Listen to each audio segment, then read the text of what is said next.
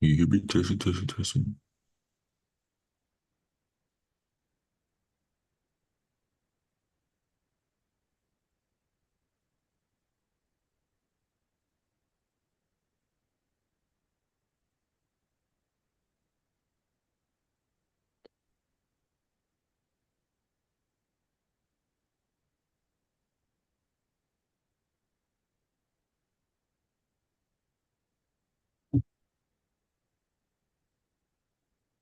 Mm. It's exactly Testing, what it is. testing, testing, testing, testing, testing. I can hear you now. Here you go. What's good, man? What's happening? Literally the headphones on the wrong audio. Do that. Yeah, but yeah, go move down a little bit. Corrected off the same area in which I did a similar inverse VXT play right here. Mm. When did I execute that? It was right at this level. So I was kind of sitting on my hands. This was Monday around noon-ish. Mm. Yeah, around noonish, right in this same area. My entry point was like 2640 and Okay. correct about 20 pips. And I still wanted to see a break structure below, really like 2630 to feel really confident about this bear run. But we'll see. I think we can still definitely play around and be profitable through this area. But And you say you just entered that so? no, not right now. Oh, okay, cool. Yeah, I had just entered a buy on UJ as we got positive, this bullish trade balance news from the dollar. Wasn't too far off the consensus, but exports went up, uh, Mhm. imports decreased. Um, so all of those are good, which, you know, mainly I'm sure some of that stuff, have you looked into the ports at all? Like the stuff Mhm. going on with the ports? I have not Mhm. either. I know there's some like shipping things going on. Mhm. Ports got shut down or something like that. People are freaking out buying up toilet paper and all this stuff again. Mhm.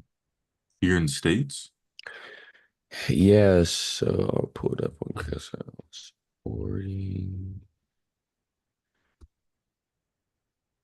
do we have a good link in the Yeah, in the Discord. I clicked yeah, on it. Yeah. uh, go.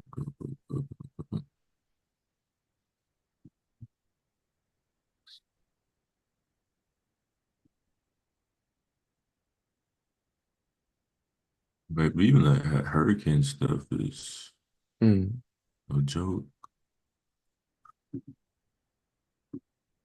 Your house would be underwater. Or could you imagine that? No. Man, I was thinking about it with my little No, I brother. can't.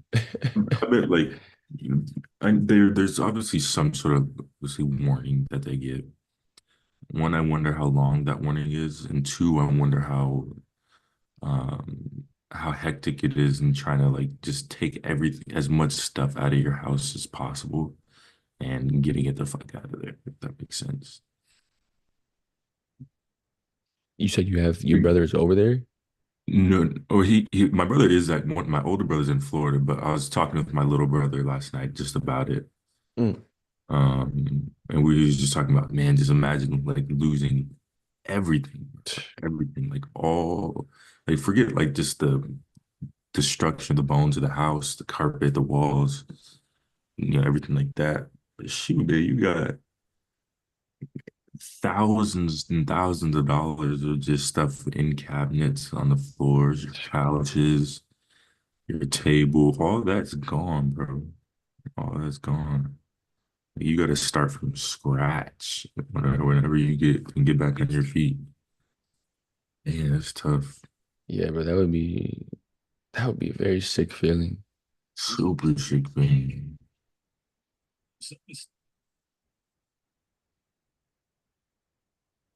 Interesting. So I think that porting stuff had to do with the wages, like them coming to an agreement. So like there was like a strike on the workers from the port centers. So if I'm reading this correctly, this should actually release. JP Morgan analysis have said the strike would cost the US economy.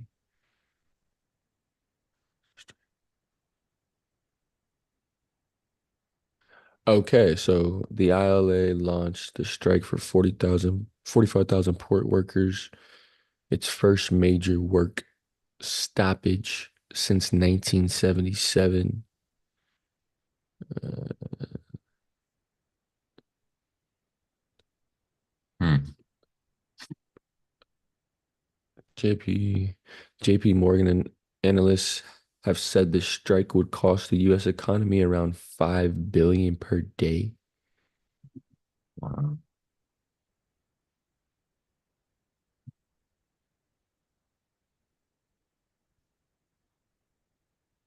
Yeah, it's heavy. The decision to end the current strike and allow the Eastern Gulf Coast ports to reopen is good news for the nation's economy. The sooner they reach a final deal, the better for all American families. National Association of Manufacturers CEO Jay Timmons said cooler heads have prevailed and the ports will reopen. Okay, so I see. So there was basically a porting strike that had taken place for quite some time, and now they're coming to an agreement for porting wages for those workers, Mhm. reopening those ports. I don't know. It's funny because I was actually seeing people like buying up these goods and whatnot, but that just goes to show the lack of like understanding of what's going on because it's actually the strike is not just starting. Right. The strike is like it has been going, but now they're trying to find their foot um, in things. So that's interesting. It's very interesting. Interesting. I'm in this buy right now. That's a trade balance day. Okay. I was like, any news going on? Trade balance day. Yeah, I'm trying out this ATR here on this entry on my hour time frame. This ATR is at about a 30 pip, Mm-hmm. a 30 pip volatility average. Mm-hmm. So I'm gonna times that by two and allow this trade to stop me out at 60 pips if it decides to turn around. Okay.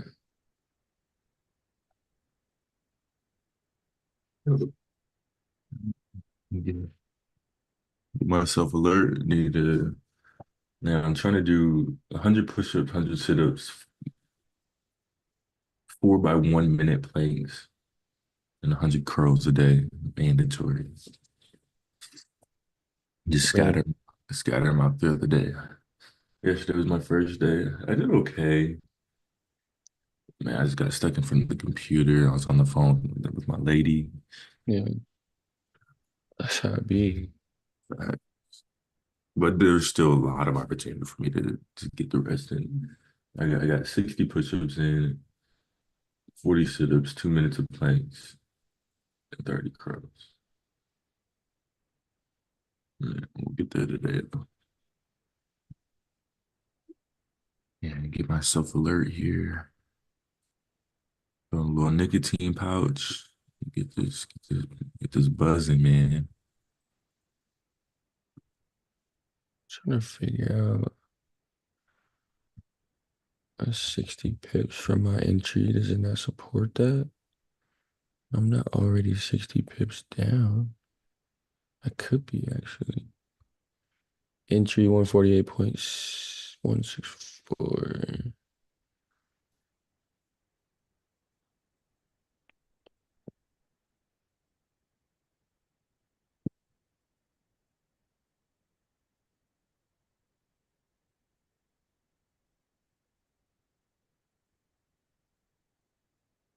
I'm not down 60 pips already.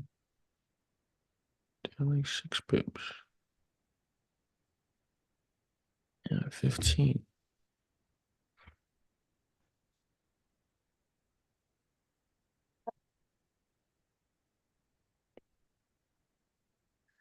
147, 532. Ah, dang, I forgot I was trying to get entries at the institutional numbers. And I Mm-hmm. entered at a shitty price. Mm-hmm. 148.164. That's just freaking ugly. Trying to keep my entries as close to zeros and fives as I can. Mm. And we Unf- talked about you talked about it the other day, but what's kind of the importance behind The you importance behind looking that on is trying to trade as closely as I can to institutions. Mhm. And because they don't market execute like those the big players, the hedge funds, the institutions that are really trying to catch those big moves, because they don't market execute on their big moves, they are just looking at the actual number, right? That they can put a limit order, stop or buy order, sell order. Um, so it's simply just trying to keep my entries as close to those institutions as I can to prevent any um to prevent being the liquidity. Honestly, that's kind of what I the point for me to do it. Mhm. Um, so yeah, Mhm. when I was watching that one video I sent you, Mhm. it wasn't the one on BlackRock. It was just about what hedge funds think about technical analysis. Mhm. And there's like six different institutional analysts that spoke in that video. Um, and they were speaking on, support and resistance from their perspective. And, like the big players in the game, they're not even looking at support and resistance necessarily because they're not worried about being stopped out by support or resistance. And because they can so much volatility in the market, they're moving through those areas. Mhm. But on the other side, hedge funds that are on a lower scale, like not like a JP Morgan, but somebody like a like a like a let's say like a Trade Locker, right? Trade Locker is a new platform, is that's why I'm saying that. So they're funding like their capital, if we're talking about strictly capital, isn't as large as like a JP Morgan. Mhm. However, they still have a lot of money to move the market. So they are going to be looking at those support and resistance levels, those highs and lows, Mhm. because they can manipulate price. And then so that is when they're going to be using those specific institutional numbers to put their heavy orders at so that they can move through those support and resistance levels. Yeah, Uh, that makes sense. Yeah. So like right now, this area right now in JPY, like this high, Uh-huh. this high is literally at 149, like Mhm. just 149 flat, right? And so if we just like look at price right, I mean, this is the hour time frame. This is probably like from 9 o'clock to market close, right? It was at this level, Mhm. and let's see the high. Let's see, it closed at 148.79. The point about this level is it's just right by 149. If I entered at 149, like just strictly talking institutional candles, institutional numbers, I could trust my stop. You know what I'm saying? Like to be like depending on how I set up my stop, Mhm. it's just it to me it just cleans up the entry, limits the risk a little more. Mhm. And so I wish that I would have entered on this one at 140. Let me see. 148. I Mhm. entered at 148.16. So yeah, if I'd have entered this one at 148, right? If I'd entered this one at 148, I would have reduced my same stop loss by about 15 pips. Mhm. Just because I entered at just a cleaner price. Mhm. Mhm. So just seeing how that goes. Mhm. Yeah, it's interesting.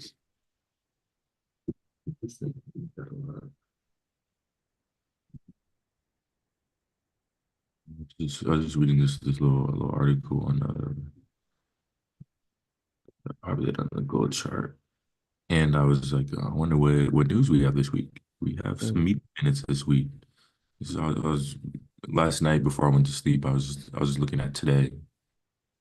Didn't see any orange or red, so I was like, "Fuck, we're waking up tomorrow. We're blasting trades. And no macro news, no big macro news. But here, trade balance, interesting day. Then those meeting minutes uh, on Wednesday, I was reading an article. It was the title was something along the lines of "Gold eases as meeting minutes approaches." mm. Um, so I'm gonna look into that a little bit here and kind of uh, what's causing this to really just be at a standstill. Because after so much volatility, gold's really been like obviously it's gold. It's always volatile. But it's really kind of been stuck in this range. We've all kind of been waiting for it to really correct or chase a new high. Uh, so still kind of waiting for that big another again. I guess another big move from gold. We just become so accustomed to seeing it have drastic, dramatic moves all the time. So whenever it's stagnant, it's worth a news article. The gold prices were little changed on Tuesday market participants awaited the minutes of the latest Federal Reserve policy meeting and economic data for insights on the U.S. interest rate path. Spot gold was stable at 2639.45 per ounce, while U.S. gold futures dipped to 2.2% to 2661.80. KCM Trades chief market analysis analyst, noted that a stronger dollar and rising bond yields have weighed on gold.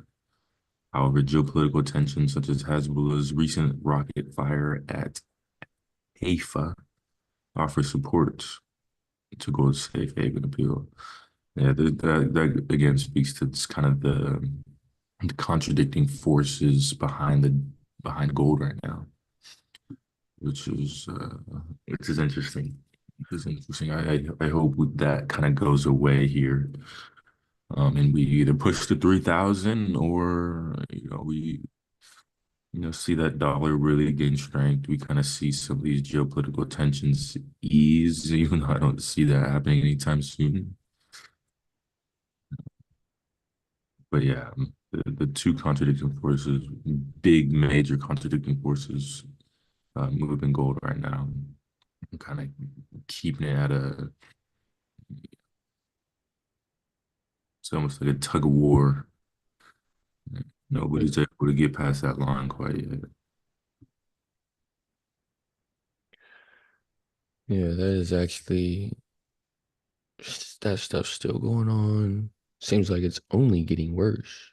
Hmm. He said Hezbollah fired a missile or something. Gotta look into that and not see that. JPY moving back, looking up. Some dollar moving a little bullish.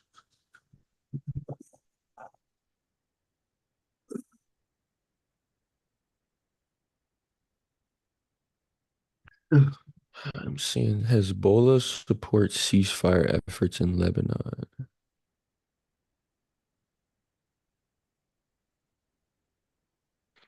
Hezbollah deputy leader Naim Qassem said he supported attempts to secure a truce and for the first time did not mention the end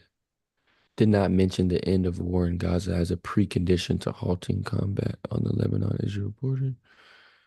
Qassem said Hezbollah supported attempts by Speaker Parliament Abibri Hezbollah allied to secure a halt to fighting, which has escalated in recent weeks with the resolute ground incursions and the killing of supported the political activity being led by buried titles.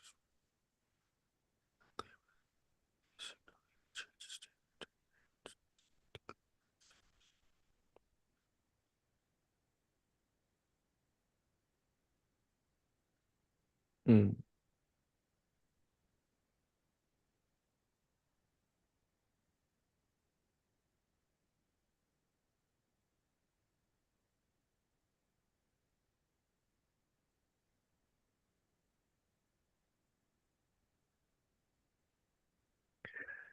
Yeah, and just as I'm reading this from Reuters, and we know Reuters is a pretty credible news outlet, reports on just macros and micros of the economy.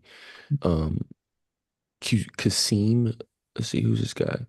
Leader Hezbollah deputy leader Naim Qasim is Hmm. kind of speaking on how it has escalated and maybe the potential of it not de-escalating at all. He mentioned that he has supported the ceasefire um, in Hezbollah, right? But then he also mentioned that it was not clear whether they signal any change in stance after a year in which the group has said it is fighting in support of the Palestinians during the Israel Hamas war in Gaza and would not stop without a ceasefire. Um, and then he went on to say, let's see, Qasim said the conflict between Hezbollah and Israel war was about who cries first, and Hezbollah would not cry first. And so I'm looking at that like, man, this is really just like a power, a balance of who's trying to just show their power and can and hold that domination of power. And of course, defense. I'm not really speaking on, I'm just speaking on it strictly from of how it can transpire. And it seems really like it's just going to continue to escalate, which would continue to support gold. So it's interesting that want to see how that changes as we approach the election.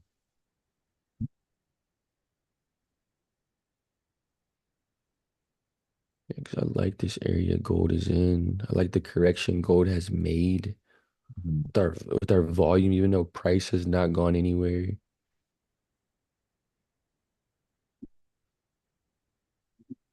It did correct those inefficiencies though. Right away. To precision.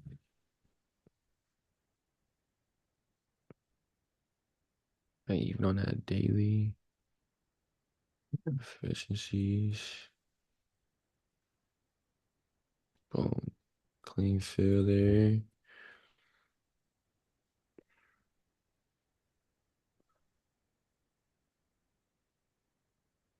Hmm. Still on this USD JPY buy.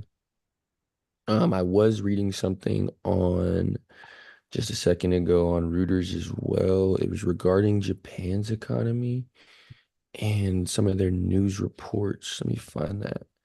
It was Japanese household spending rose more than expected. All right. So I'm looking at that. Japanese economy, bullish on that folder. Rose more than expected. And then it says, while the current account surplus widened, account surplus widened, meaning that their current account surplus trade deficit increased, which is Mhm. bad for their economy. And services industry business sentiment deteriorated. So I'm looking at that as also negative for the Japanese economy because their sentiment, how the businesses think about their economy has deteriorated, and just kind of their own industry of can they get products? How soon are they getting products? Is it more costly? So I'm considering those things when they're talking about the business sentiment. So I'm leaning on that on this buy from USD JPY as well as bullish news from the dollar today. And then just my current sentiment, man, on this freaking dollar right now is bullish. Like I like what I've been seeing from data. I like what I've been hearing from, these Fed members, um, in terms of just the aim, right? And they're like, oh, really aware of everything. So our consensus and our actual forecasts have not been like really far off. Even when I was looking at the news from last week, it wasn't like substantially far off.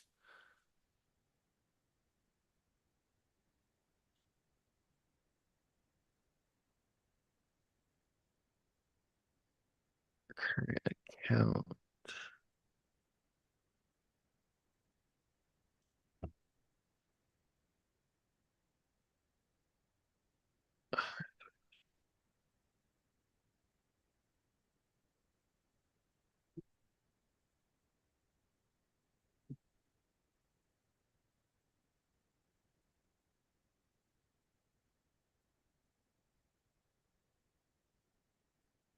Hmm,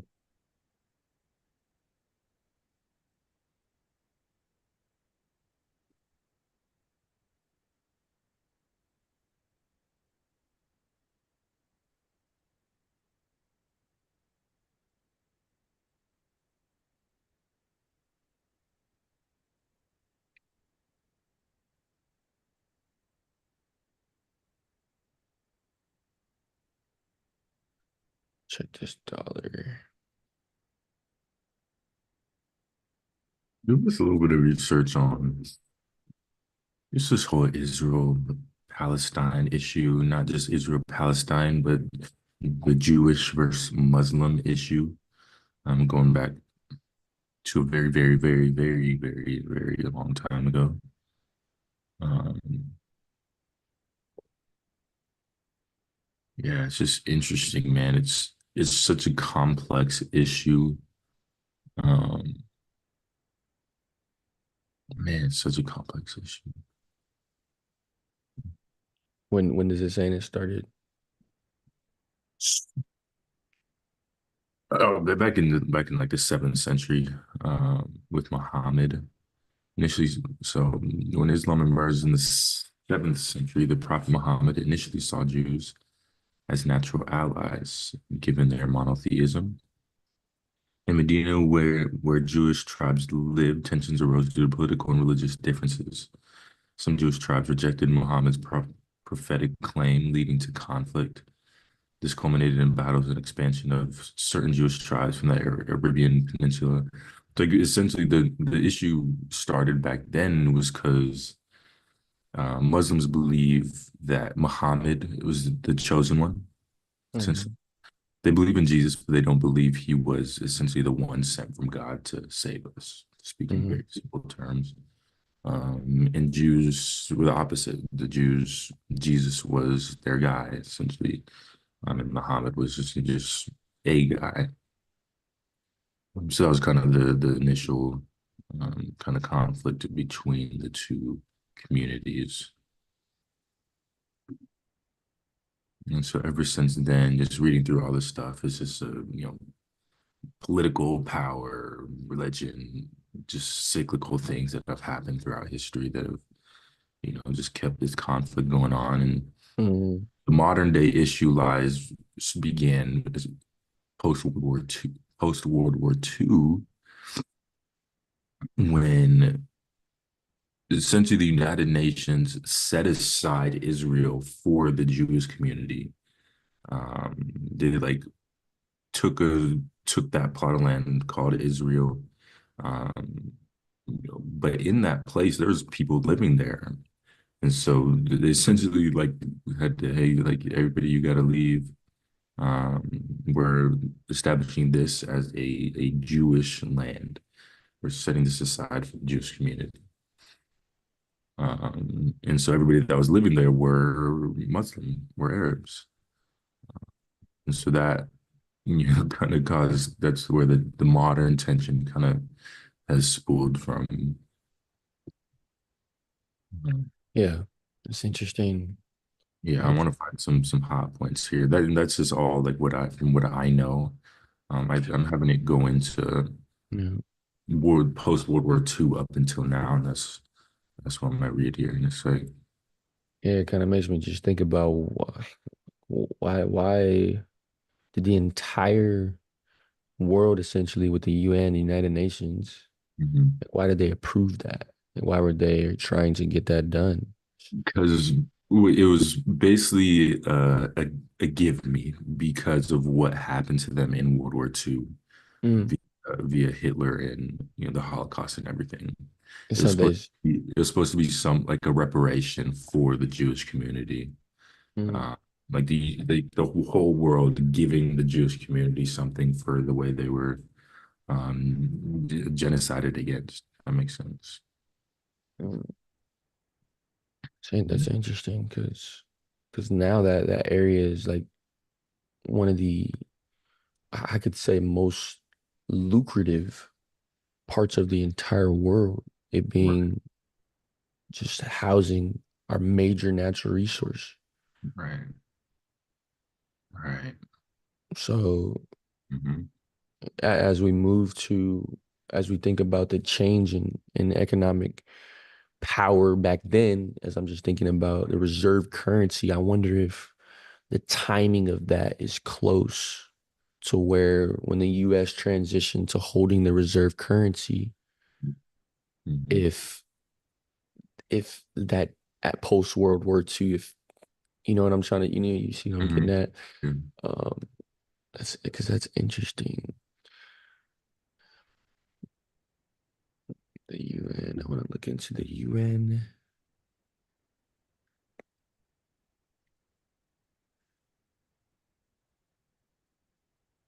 Right. Yeah. So these are some of the key takeaways. These are some the good thing I can read because I don't want to just read through all these paragraphs.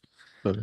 Some of these key takeaways are Israel was created in 1948 as a Mm, Jewish state after the Holocaust and increasing Jewish immigration to Palestine. The establishment of Israel led to wars with neighboring Arab countries and the displacement of hundreds of thousands of Palestinians. The conflict today revolves around key issues like land, Israeli settlements in the West Bank, the right of return for Palestinian refugees, and the status of Jerusalem. mm. Several efforts at peace have been made, but the conflict remains unresolved and is one of the most complex issues in the world today.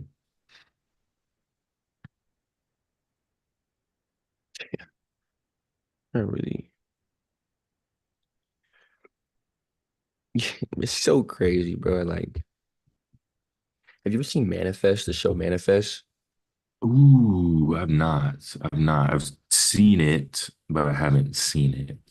It's kind of corny, but it's good. It's a good corny. Yeah. Like it's one of those ones just to act like it just kind of gets OD. Uh-huh. Like Every day. like too predictable type stuff. But Uh, in that movie, there's a phrase that I always hold on to. And this little boy in that movie trying to like tell people the signals and signs of what to do. He says it's all connected. And like uh, that's literally, I think about it, like, everything's just so connected. History from the very, very beginning to what the like the battle that's going on now. Now it just may be slightly different from like, psychological warfare to spiritual warfare to, you know, physical warfare. Like, but it's literally all connected, bro. It's so crazy.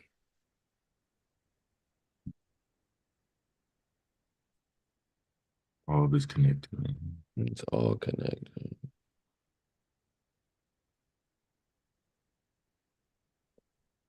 Let me grab some water real quick.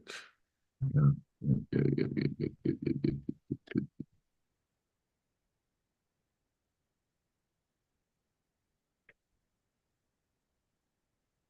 Something that goes beyond. It's time to help. You've done great so far. You've built a community that learned macroeconomics, the debt cycles, diversification strategies, and own your technical analysis. But it hasn't been enough. Yet, you've been limited by the tools, the clicking interfaces, and the fragmented experiences you see with trading. But what if I told you it's all about to change? Exactly. We're moving beyond what we know.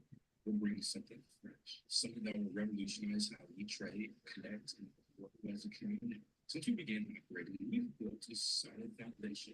But for the past 3 or 4 months, we've shifted our focus to web economics, several technicals, and psychology of trading. True, but don't you think traders deserve more? A space where everything comes together, clean, organized, without distractions. Precisely. And that's why we're moving to circle. This isn't just a new platform.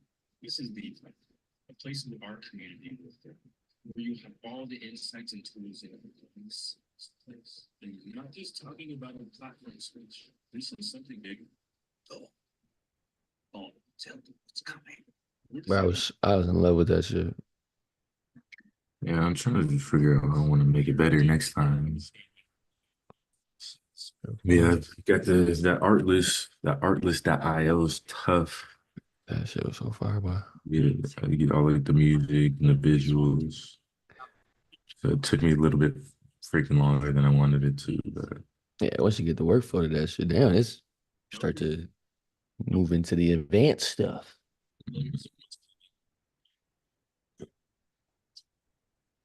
yeah, with a little like that AI conversation with somebody saw this on socials one day. I was like, oh, that's kind of cool.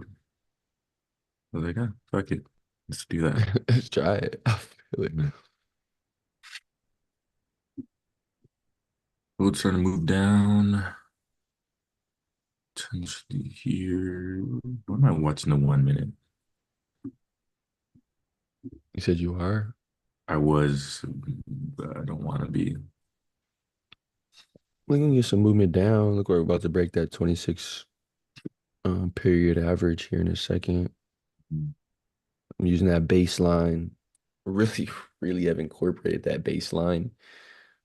Um, the Kijinsen line, as Goichi Hazoda put it. Back when we were trading rice in Japan. That's so crazy to me. We were trading rice using the cloud. Crazy. It's nuts. Yeah, so fun fact for the YouTube live, Ichimoku cloud means equilibrium chart Mhm. or at a glance. At a glance. One, it's everything at a glance. British. You? I spoke to you guys in a long time. Hopefully, well, let's have a catch up this week, actually. There you go. I'll keep in touch on my YouTube channel and see everything that you guys are doing. But yeah, I'll see you still smashing it. Curtis just sent me a voice message. Nice. Yeah. You just say what's up to Curtis. I got the thing going. Curtis, what's going on? The legend. Legend to go. Australian bait, man. What's going on, Curtis? We're on the live call right now, actually. But yeah, we'll have to catch up one of these days. Yeah, man, everything's doing good. Everything's going good. Kind of flipped the page here over the last couple months, and got a good momentum, good steaming things going on. But yeah, we'd love to catch up. Hear how the ladies are doing and how everything else is doing. Hope you're doing well there. PCG.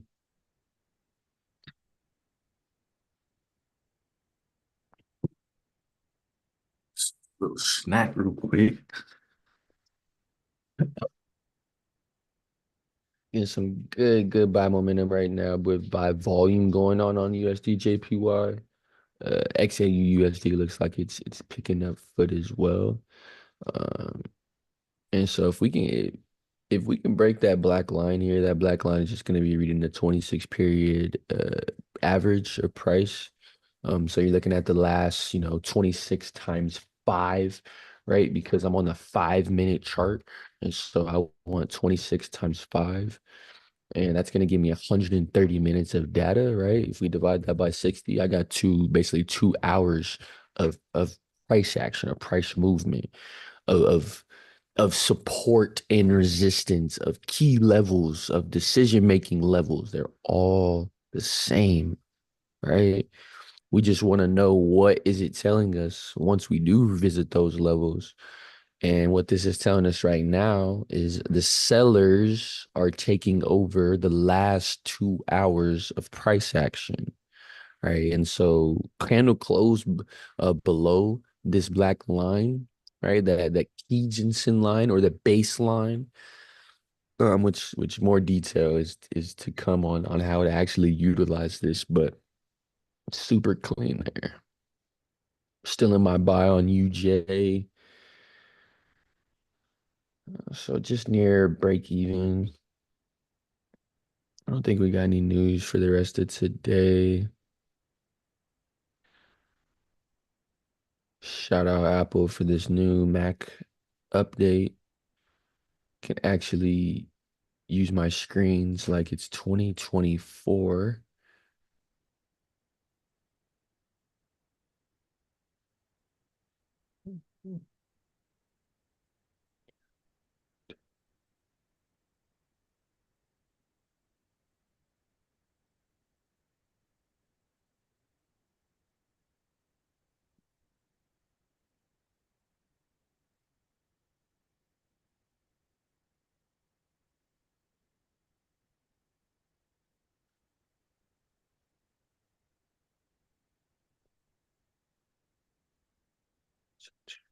I don't think there's any more news today.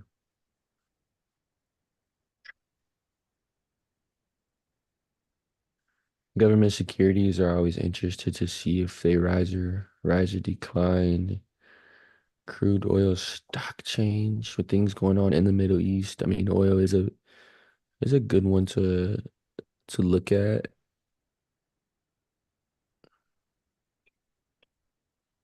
Worse than expected. The change in oil supply higher than expected figures should be seen as negative or bearish. And lower crude oil stocks measure the change in the supply situation of crude oil. Still not really understanding that.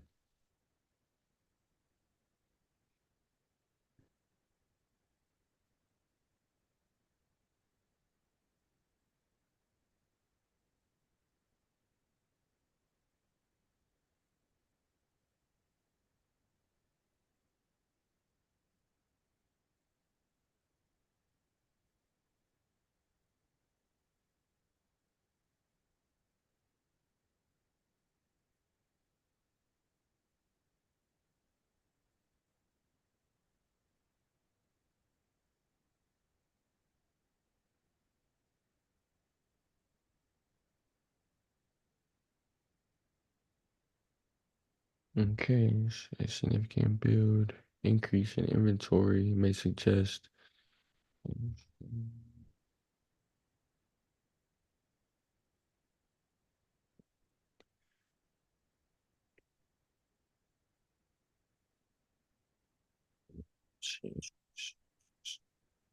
manager. Just heard a little jingle. We got Joe. What's going on? Looks like we are turning against this position here, which is okay. Let's see what happens here. Dollar, what's the dollar doing? Dollar is showing a little bearish movement. Let's look at the 5 minute.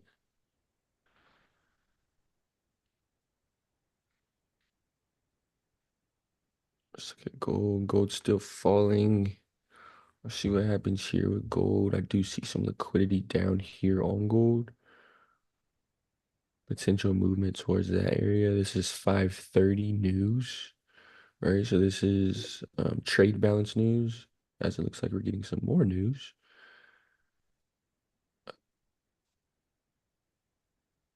So just came out.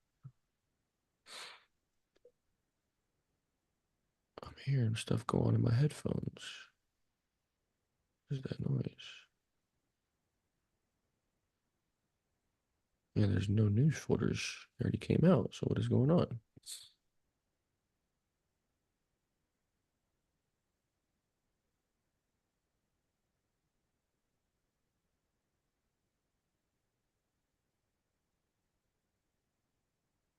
I'm not sure what that was regarding.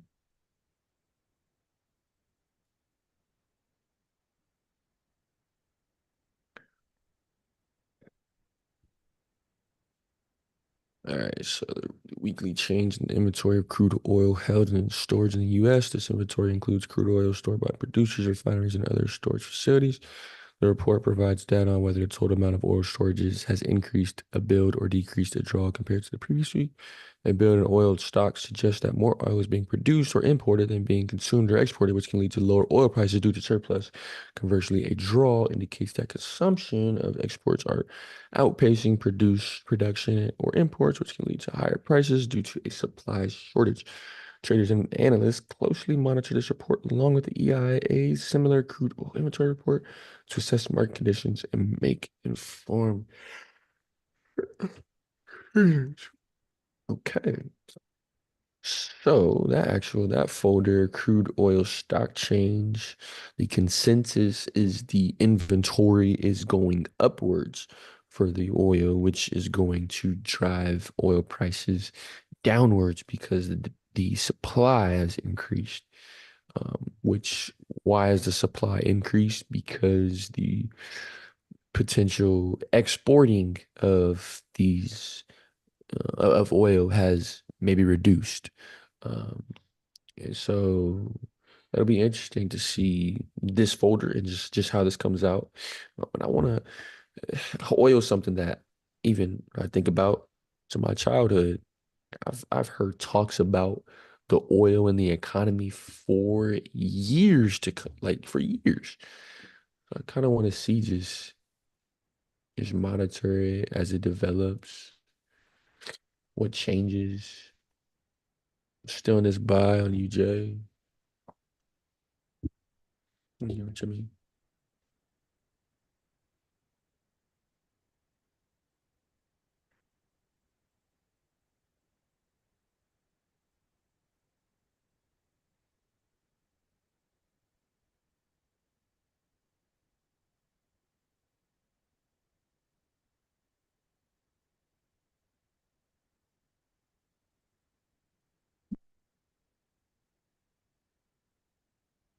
You can let me look there for pretty. Come here, pretty. Put the pictures of mine. Get the pictures of my mom again now. I took the pictures of me. It's so pretty. I love so much. Yeah, I love you so much. I did. It's so precious. My mom and you. That made daddy very happy. Because you didn't look like you were smiling, but you did have some cutie patootie pictures in there, Mama. You had some cutie patootie pictures. Say hi. Say hi, Mama.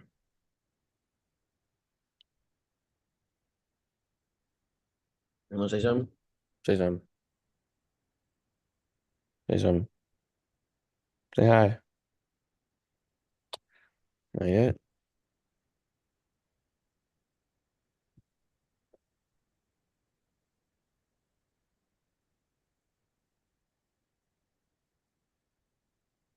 Hmm.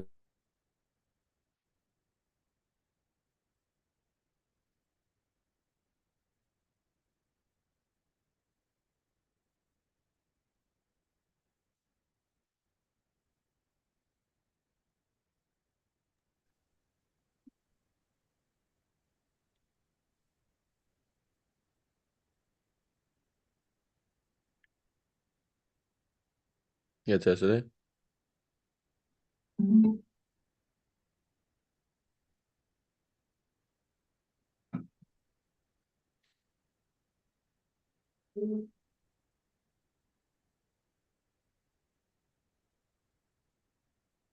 Yeah, I appreciate that, Joe. Yeah, she's a little cutie, huh? Yeah.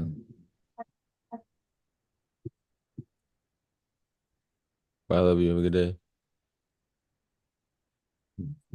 Just yapping with my mother. She was heading out to work. Hey, I'm on mine. damn. Yeah. How long is she back for? Mom's. Mm, So she's back working here for not good, but um, nice. over the next couple months, so they're gonna be making the move to Florida. Nice. So Is she gonna be moving to the same part of where your older brother's at? No, yeah, right. My older brother's only gonna be there for like 3 weeks, I think. Mm. Mhm.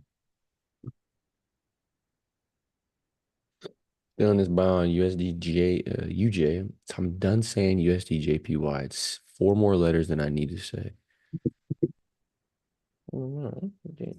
You need to get some toys up here, mama. You know how to start grabbing stuff.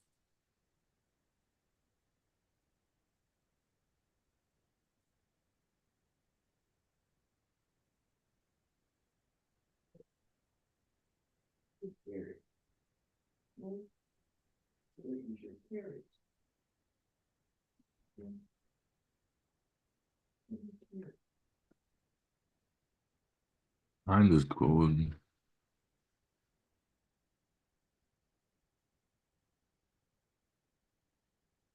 Hey Siri, Mm-hmm. call fiance. Calling fan Kate.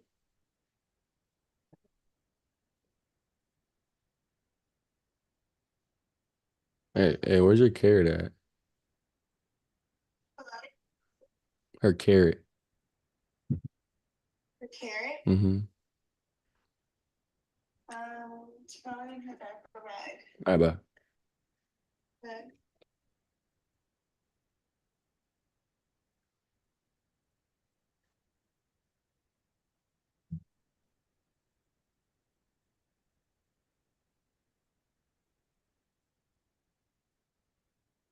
Come on, Mr. Gold. You seemed in the gold cell a second ago. You think you're gonna enter a gold sale? I did. Nice. It just passed that liquidity area from noon. Looks clean. Yep, exactly. Beautiful structure from our cloud here. Minimize my risk just given the day. So I decrease my lot size. I've been running a 0.03 for my last couple executions. I went down to a 0.02 for this guy right here. What's your margin level with that 0.2? My margin level is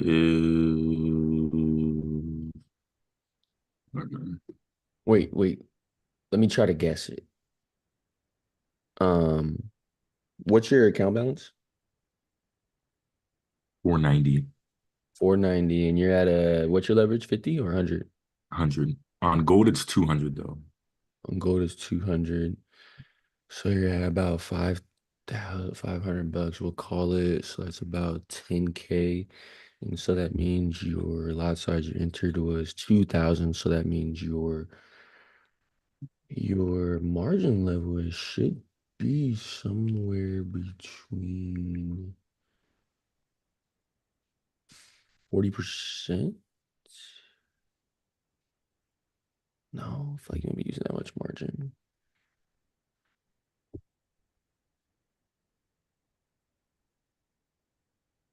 See, because you said 5 times 2. Oh, 100K. Okay, so that's 100K. And then the 2 you entered at is 2,000. Mhm. Okay, so do 100 times, or that's 2,000. Okay, then I do 100 divided by 2,000. So your margin should be at what, 5%? 2,000 divided by 100K. Whatever. Margin of Oh, we got 5%. trade I locker. figured out these numbers. So I got it's like my margin slash exposure. So my margin is $26.39. Mm-hmm. My exposure is $5,279.18. Mm. Yeah, so my margin used up is $26.37. Margin available. Yeah.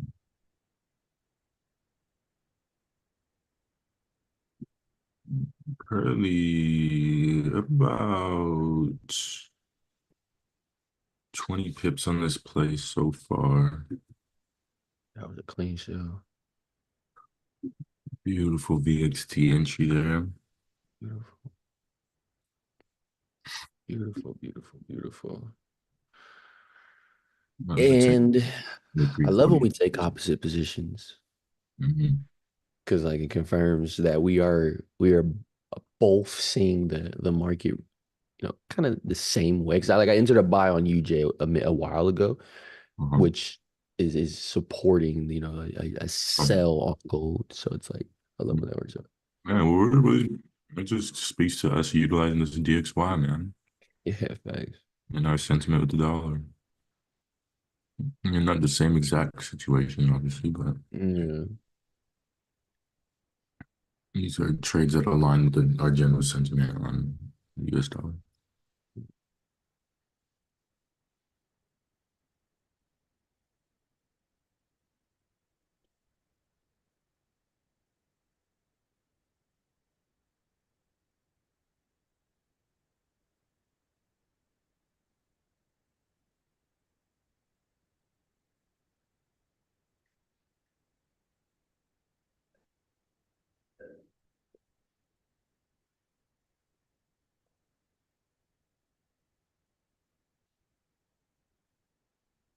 Top 630.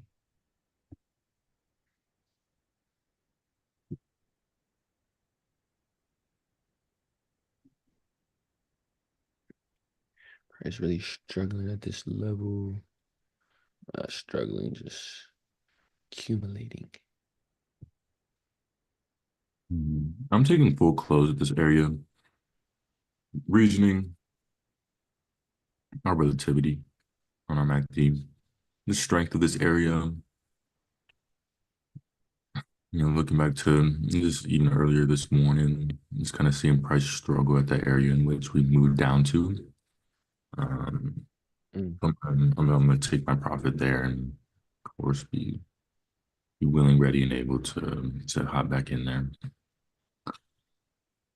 But I need to freaking log my trades, dude. I'm gonna sit down right after this and just go through the whole thing. It's gonna suck and I'm gonna hate it, but no, I won't hate it. I actually enjoy logging my trades, which is the funny thing. It's gonna bring back some thoughts, feelings, emotions. It's always it's a funny thing because it always just grounds you, and whenever you just sit Mm. down, put trades in, just like really think about your positions, how you've been trading, your executions. I really like that space, just to kind of reflect. That makes sense. Nah, for sure.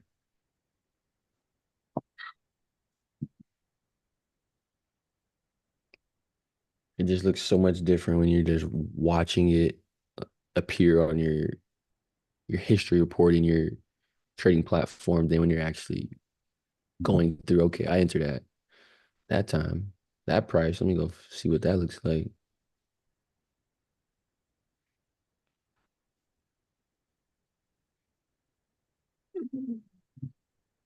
And like anytime we can recognize patterns in our own psychology and behavior, I Mm. think it's really powerful. That's hard to do like when we're in it and like trading day to day.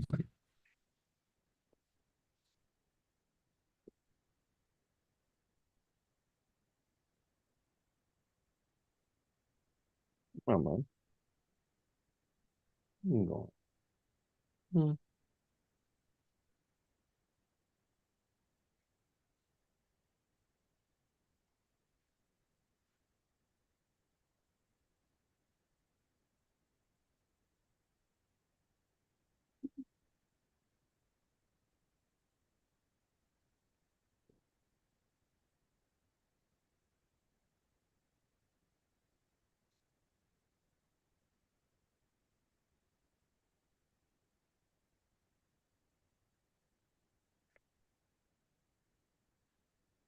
What? I'm saying I know.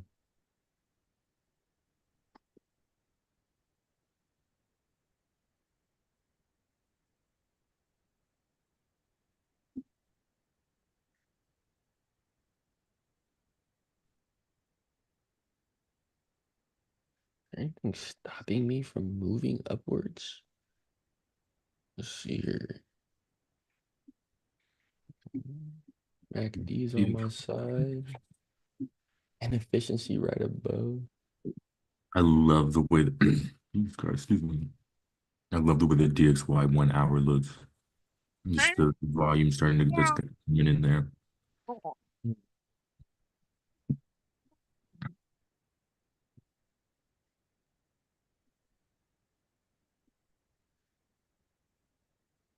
Yeah, if we can move up to that 103 level on that daily, on that dollar, that'd be perfect. I want to see USD JPY. There I said it again. UJ. I want to see UJ cover these inefficiencies. 51.5.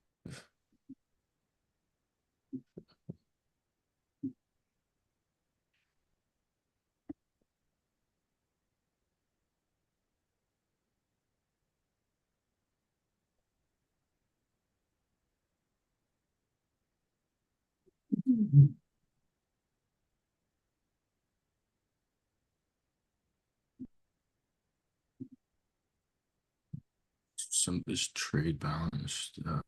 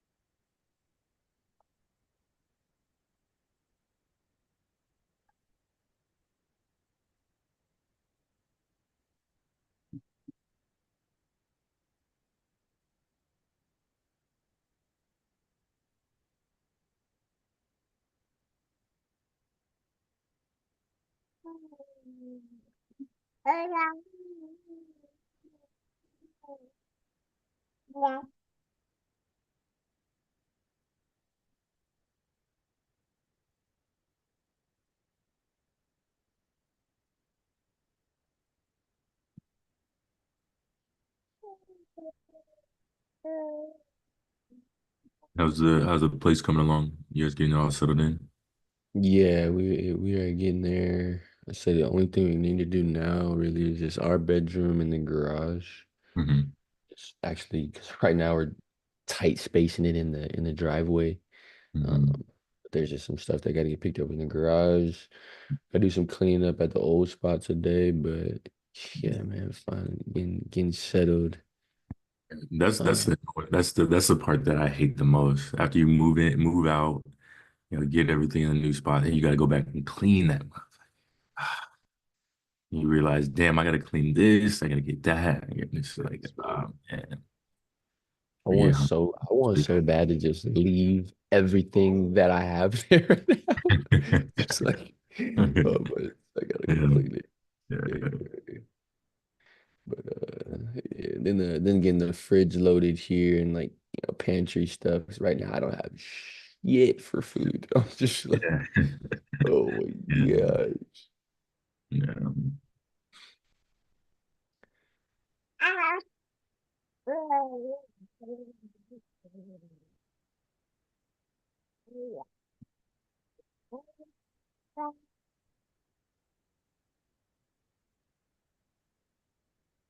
You gotta say words, mama.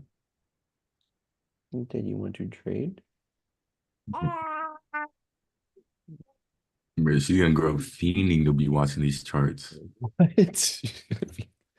Like you see that breaking that high low there? Breaking that high? Perfect angle from the cloud.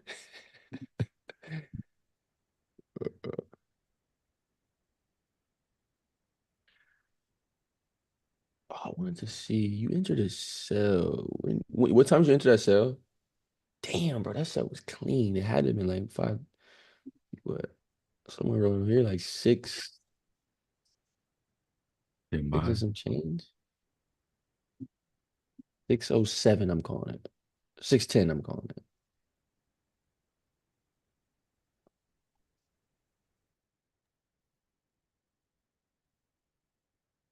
625. 625. Yeah. Okay. Six So twenty six twenty. five at 26.39.6. And took out popped out right at the bottom there at 26.36.8.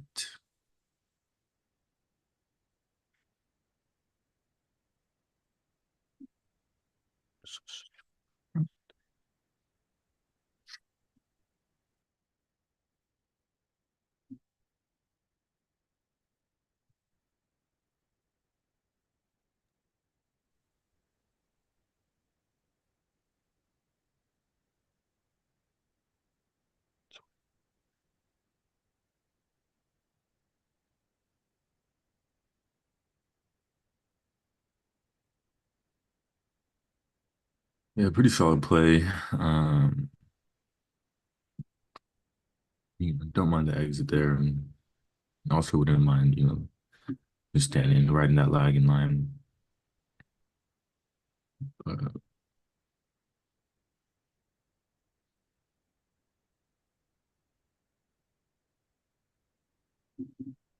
That's my baseline right there. I need to get some movement from UJ. So I like to see dollar. I can get that dollar to pick up in volume. That'd be splendid. Wait, About 5 minutes. 5 minutes. Oh, I love the way this 5 minute looks on my DXY. 5 minute DXY. 5 minute gold chart doesn't look the best. Maybe looking for some correction there, potentially from the MACD. Check Finviz.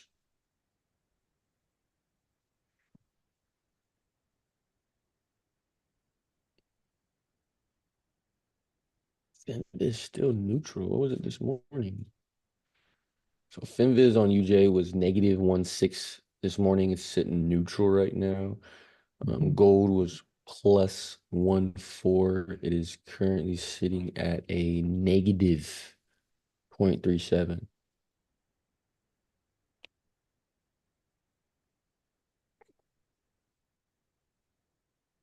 In fact, I just recently got this break of an area that UJ has been struggling with ever since I entered this trade.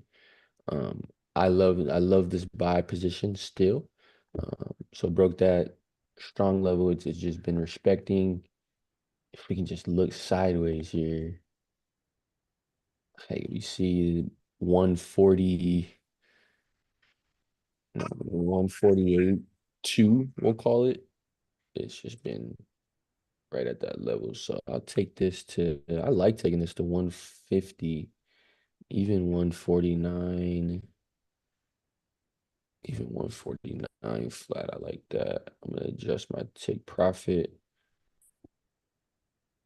149 flat.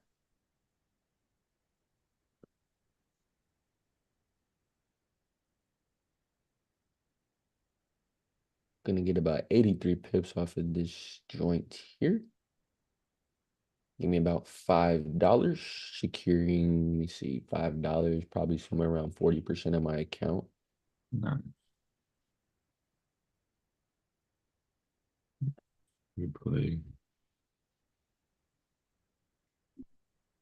Yeah, I was putting together just my plan for my funding yesterday. And I actually have it set up to where like 3% of my check that I get will automatically go into Bitcoin, and that way I can just send that straight to my KOT. So I got that going at least twice a month at the very least. Mhm. So I'll get this account to 1K um, by at the very latest if I don't profit at all, literally, and it's just um, me funding my account by February. Um, so if I just stick to my 3% growth each day, I'll be able to hit that goal by New Year's is what I'm trying to get to. Just account to 1K.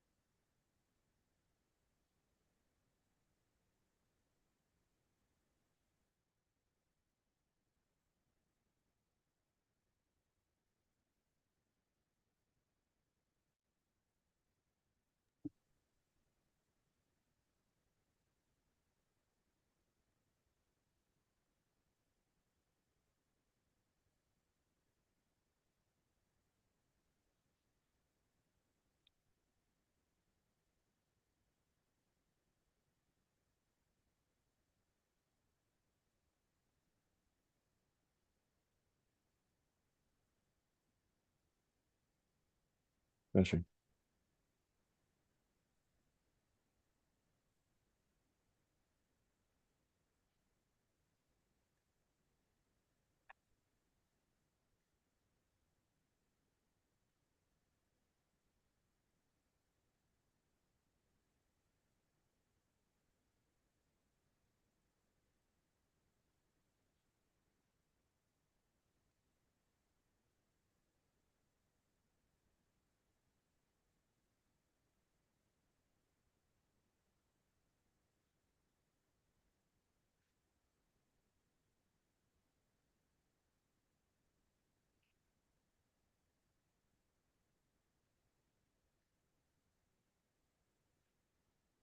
I cannot hear anything.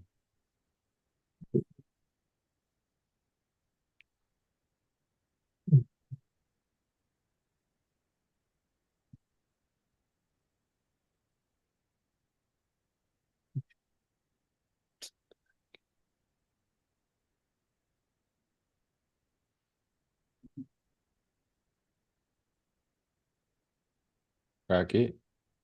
Don't go in there.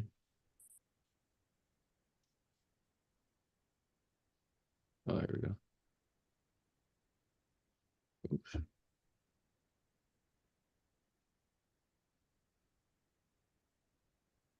Florida, and it's not just gonna be with surf, that will be probably the worst. This storm is gonna go through the peninsula as a hurricane, and you're gonna have hurricane force winds on the east coast of Florida. So make the decisions now and execute your plan to be able to protect yourself and your family. No matter what property damage is done, we can rebuild homes, we can rebuild businesses, we can get people. Mm. Be able to protect yourself and your family. No matter what property damage is done, we can rebuild homes, we can rebuild businesses, we can get people back on their feet, but only if they're safe and they survive the storm. We're not going to be able to bring people back who stay behind in 10 or 15 feet of storm surge. So you have time today. Time is running out, but you do have time today to make the decision to heed any evacuation orders and to do what you need to do to protect yourself and your family. Damn. Please take heed and do it now.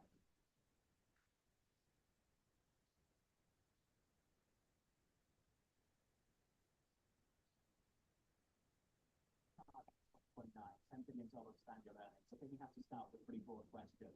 Rates are coming down, economy's pretty decent, let's the full financial condition easy. Why are people coming to you instead of just fixing a bomb in public markets? I think if they come to us when they can't issue a bond in the public markets, and it's can't is not that it's not open. It's that they want to do something that the public markets will not allow. Public markets over the past 2 decades have become very vanilla, color data. If you want to do something unique, if you want to finance the next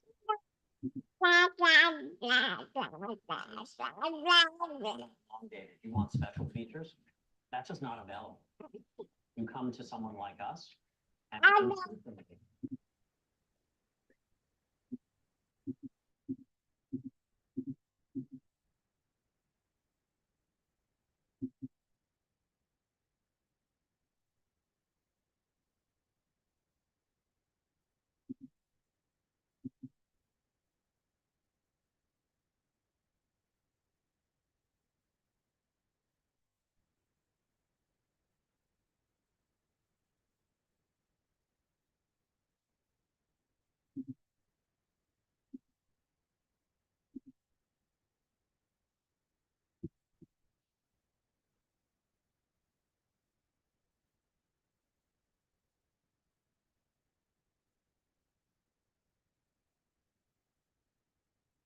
Mm.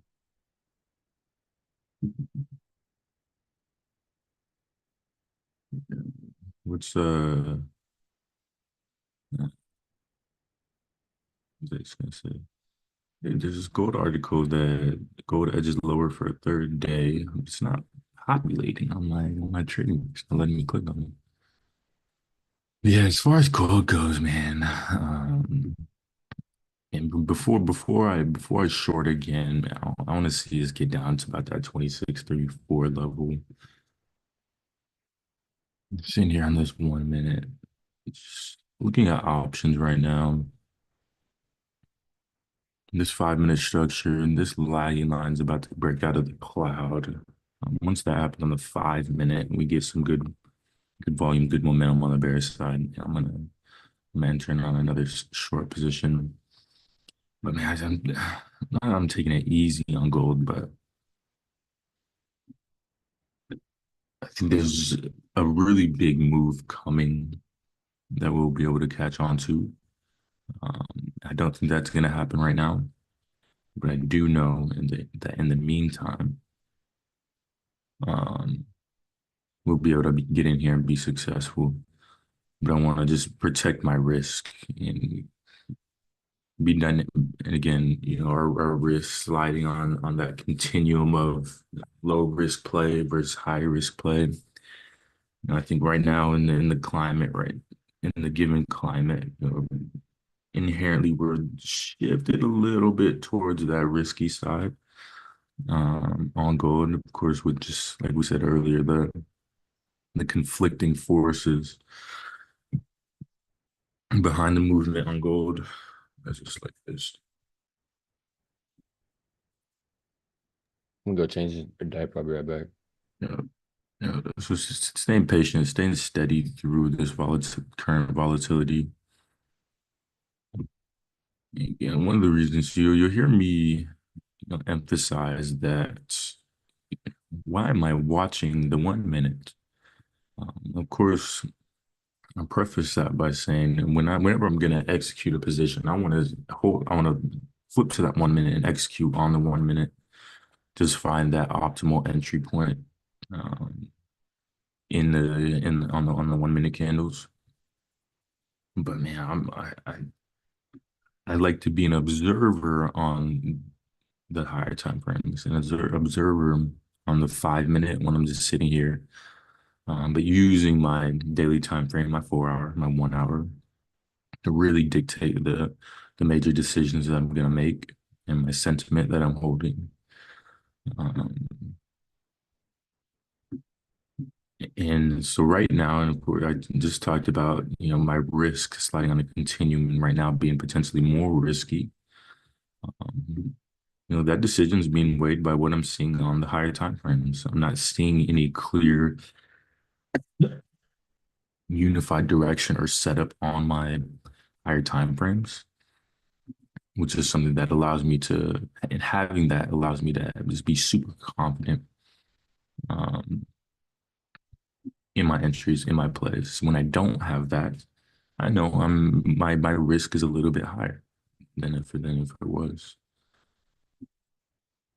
Again, I wonder what's chart Marcus have on. Marcus has on JPY on the screen. But in terms of gold, as soon as once we can break and get really good, strong structure down below that 2634 level, I think we'll correct down and fill this imbalance. There's a large area of imbalance found on our daily time frame and this is the top end, 2613.8. Let's call it 2613.9. Then on the bottom end, 2593, 2594, somewhere around there. I think if we can break this level at 2634, I'd love for us to get down and correct this imbalance line below us on the bearish side of things.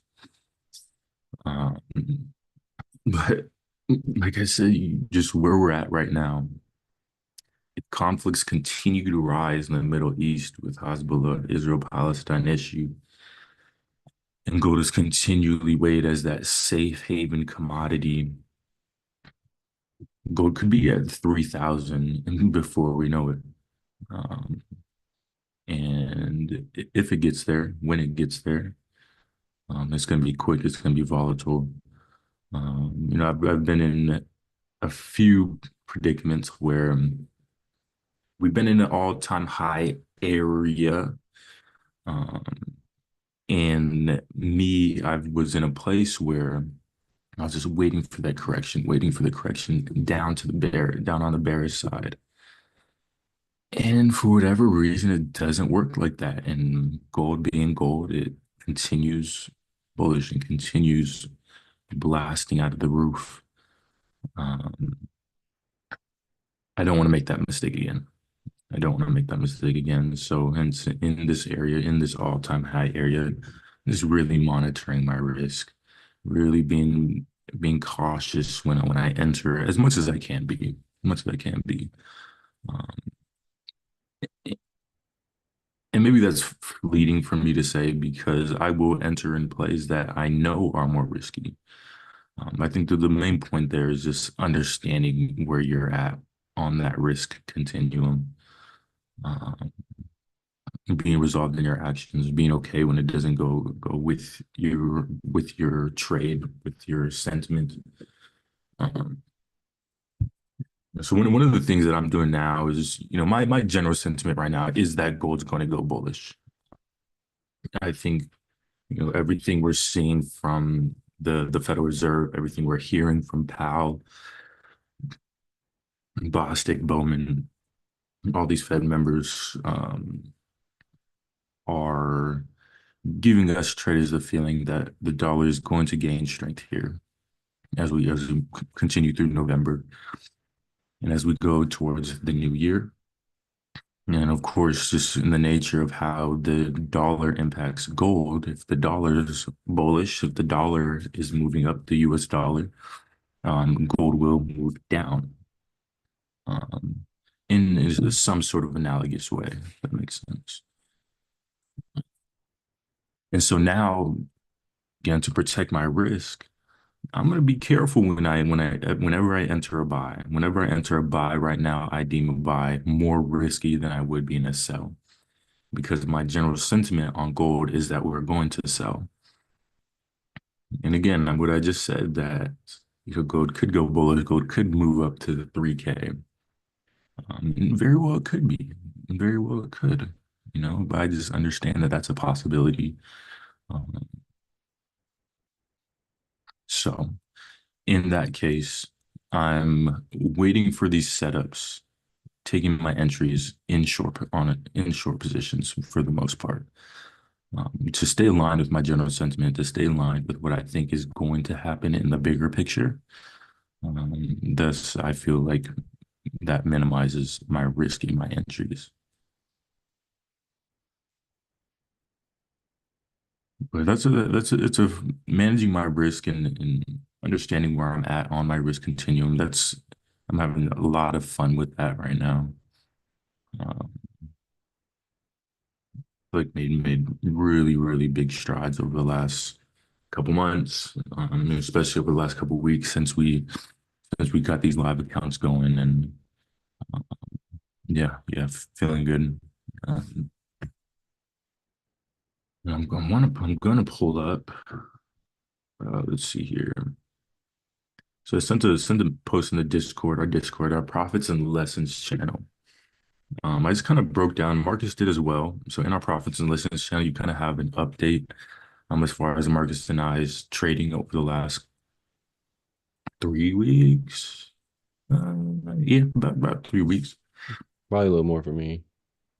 Let's see. It's like April. Yeah, so let's see. I'll just systematically work through this. So my first trade on this account that I'm trading now was on September 18th. I deposited funds into the account on September 17th. So traded the day right after that. Initially deposited 120. And then on September 24th, excuse me, I deposited 110. And then on the 2nd of October, so 6 days ago, I deposited 195. So my total deposit amount, so money I've put in from my wallet, 425. My current balance in my account, when I posted this, it was 490. Now it's at 496. So in total gain, percentage gain is 15% total gain. However, this does not account for when I was trading at 120. And then after the second deposit, it would have been 230. That makes sense if we're tracking this. And so this is how it went. So deposit number one, I deposited 120. I grew that to 140. So that's 16% growth. 16% growth. And so deposit two, so you add my deposit two was 140. Excuse me. So my account balance before deposit number two was 140. And then I deposited 110. So account balance after deposit number two was 250. I grew that 250 to 281. It's 12.4% growth. And so you add that plus my deposit number three. So that's 281 plus 195 equals 475. And now I've grown that 475 to 496, which would be about 5% in a couple trading sessions. That would be, so on my all-time percentage gain will sit around about 33%. And I counted the trading sessions. If we include today, it'll be 13 trading sessions in total. So yeah, pretty happy with how I've executed. I mean, I've definitely made mistakes, which makes me feel good about where I'm at. This is as far as managing my risk and managing my positions, because I've taken losses, much more wins than losses, but I've taken losses on this account. 1, 2, 3, 4, 5, 6, 7, 8, 9, 10 lessons. 1, 2, 3, 4, 5, 6, 7, 8, 9, 10, 11, 12, 13, 14, 15, 16, 19, 20, 21, 22, 23, 24, 25, 26, 27, 28. 28 wins, 10 lessons. Yeah.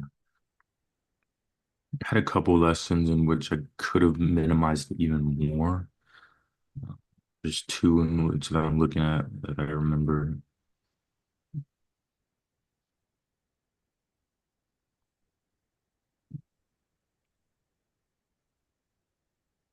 Yeah, most of the time it was being using a dynamic risk.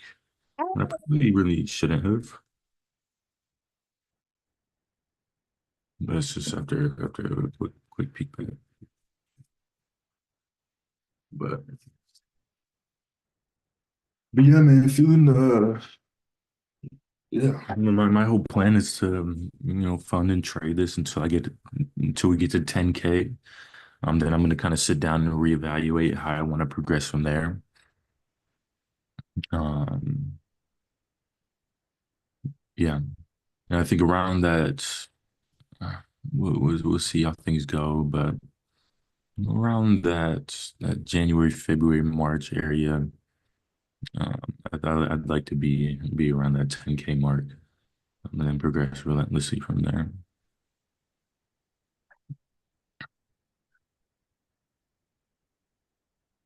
Yeah, no, I love that breakdown that you had in the Discord. When I saw it, I was like, you know what? Let me look at my live accounts. Mhm. And like you said a little bit earlier, that just like that trade log, that it's a very, very humbling Mhm. moment. I was when I was going through my trade log, or even thinking back to like April of just Mhm. how psychologically how different I think right now. It's kind of insane.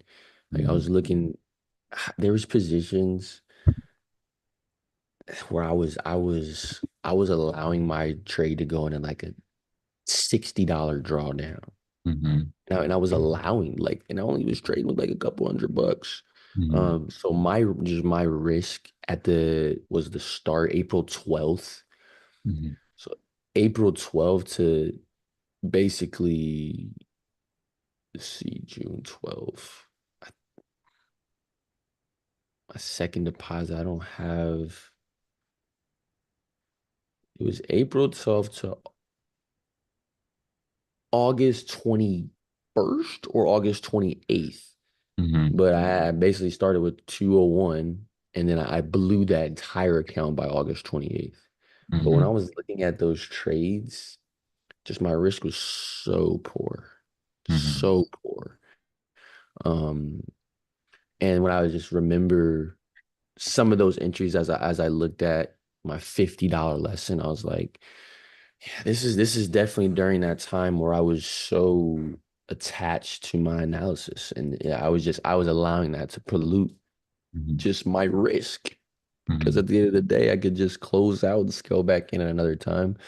Um, so I was really, really encouraged when I went over mine, even though, as we can see, I haven't gained anything on paper. And so when I was going through that, I'm like, oh my, so you're telling me it's just risk. It's just risk, and I would be in a lot better position. And Mm-hmm. so controlling what I control um, is exactly where I'm at now. And I've in a much more um, balanced state of trading, Mm-hmm. than I was. Like, just have a really just clean outlook. I don't overanalyze like I used to. Mm-hmm. Sometimes, like just like last week, I do make technical errors, um, which just can't happen. It just can't happen. Like something like putting my take profit at or putting my stop loss last week. I put my stop loss in and I put it in at one. I wanted my stop loss to be at 147.472. I ended up putting it at 147.72. And so I got stopped out. Mm-hmm. But if I would have just put the four in there, I wouldn't have got stopped out and I would have moved into profit. Mm-hmm. Right. I ended up scaling back into that trade, which was no big deal. And I ended up profiting a couple bucks. Um, but just the little technical areas that I've made throughout this last and then my even though it wasn't April trading sessions in total, I'm looking at 46. I'm looking at a total of 55 trading sessions. So I only really traded Tuesday through Thursday. So 55 divided by 3.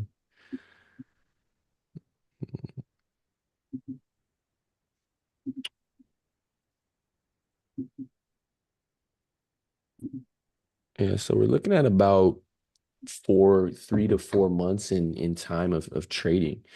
Mm-hmm. And yeah, bro, when I just think back to April, just the way I think about the market and my personal trading and my awareness, Mm-hmm. I just my personality as a trader is definitely grown. And Mm-hmm. I'm much more aware of how I like to trade, the conditions I care about, the conditions I don't care about, um, risk, you know, which is a big one.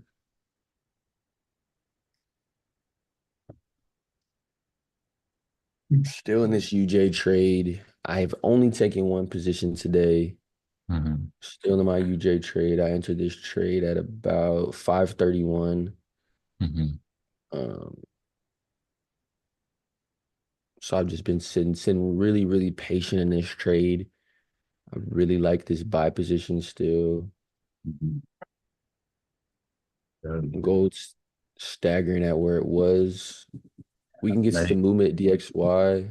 Yeah, I executed a sell position on gold a second ago, corrected immediately off my position. That large white candle you see looking here at the 1 minute, I'm right at the bottom of that. I'm currently in profit right now, right at break even, right at that level. But we broke a little bit of structure here. I want to see us get down to 26.34. So trading in the short area here, looking for 30.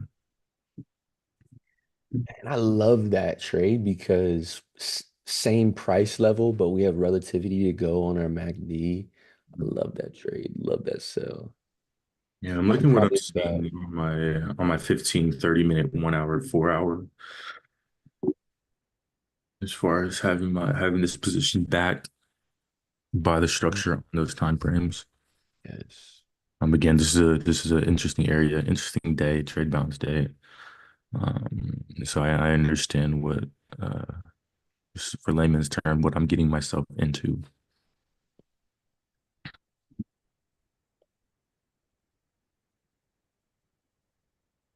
Again, staying small at the 0.02 lot.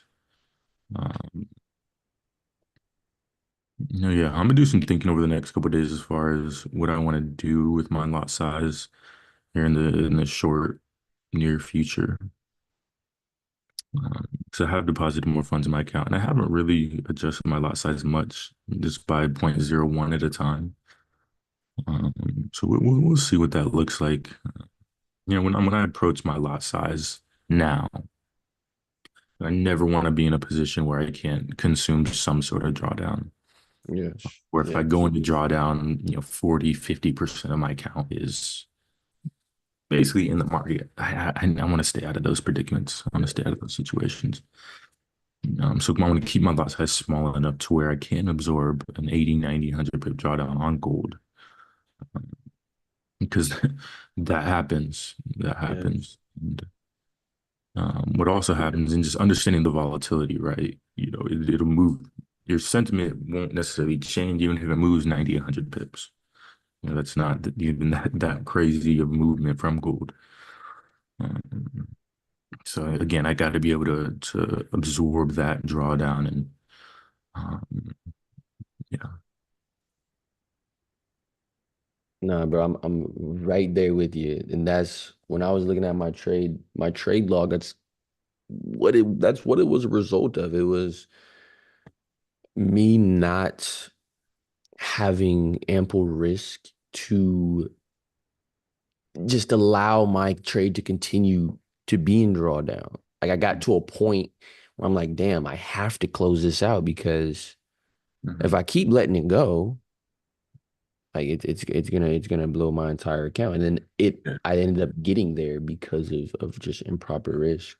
That's Mhm. why I asked earlier about the margin because I'm trying to keep my margin percent 20% and under, no matter how much capital I have at all. Mhm. Uh, just to prevent from ever getting stopped out, and then just to make sure I'm not exposing so much of my account to the market. Mhm. And so if I have to trade at a 0.01 until I get X amount of dollars, and that's just so be it. Right now, my margin, if I were to enter on gold, would be an 82% on a 0.01.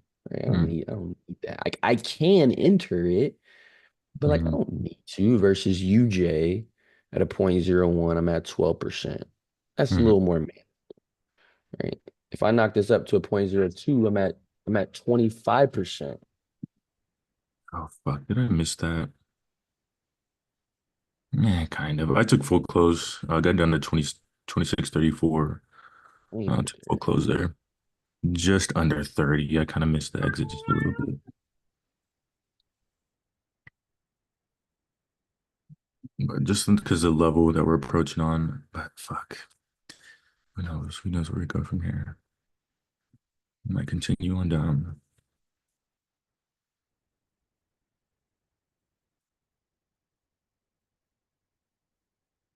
So it's about 30, about 60 pips total this morning so far. This is now we're moving into that interesting area.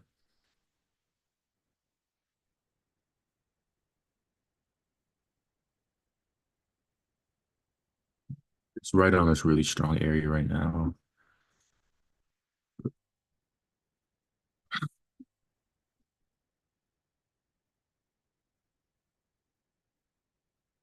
Mm, 8 cents from 500.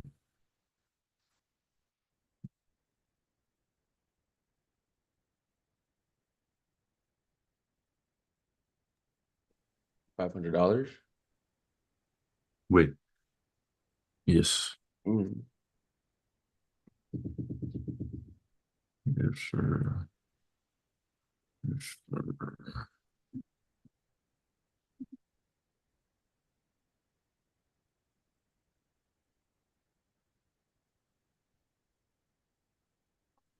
Yeah, I'm probably like five trade, maybe not even that much. I think like four.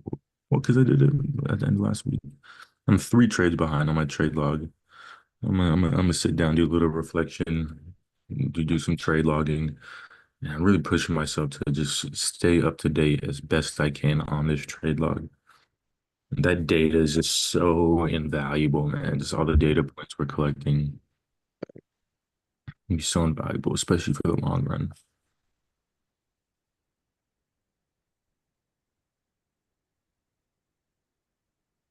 Now, one data point in my trade log that I monitor a lot is my time in positions. Yes. So, and I'm regardless of this trade result, I'm gonna be really pleased. Like I'm pleased with this trade already because I haven't taken another entry today. Hmm. I entered one trade. I have my rationale behind it. I like where the yen's been at. I understand the economy of the dollar. We got bullish trade balance news for the dollar. I like the levels that we're trading off of. I had inefficiencies. Well, I still have them above price right now. So just my sentiment on why I like to buy was there. So I just executed. I didn't hesitate. I executed. Um, but since then, right, I haven't allowed the correction of price to take me out of my trade. Hmm. I use this ATR, the average true ratio, to find where I wanted to put my stop. Just from what I understand about USD UJ and the volatility, it moves, I'd say on average from like 60 to 80 pips on a given move every day.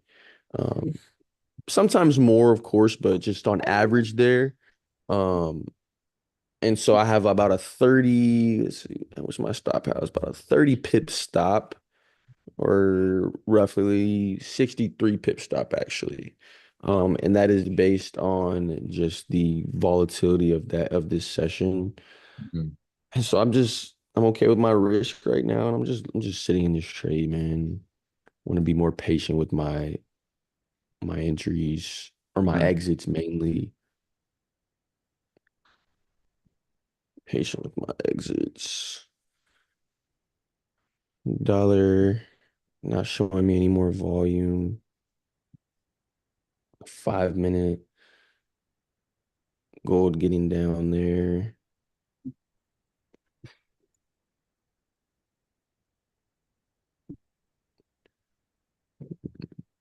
Sheesh.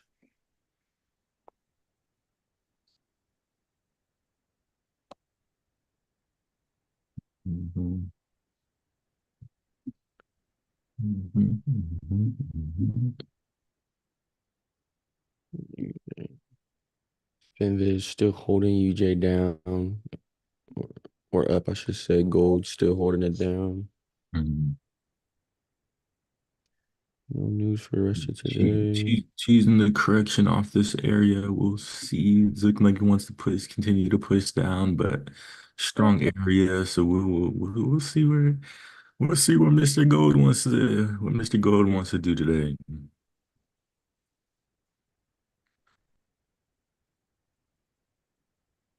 But yeah, nonetheless, this is a strong area moving down onto. You just look at the 1 hour, 4 hour. This is really the point where prices struggled to continue to push down anytime gold wanted to um, correct that million pip bullish move, but from about mid-September. Love 1 hour MACD. The 1 hour MACD.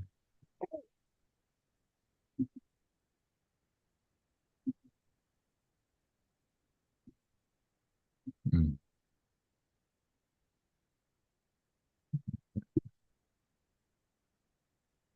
Yeah.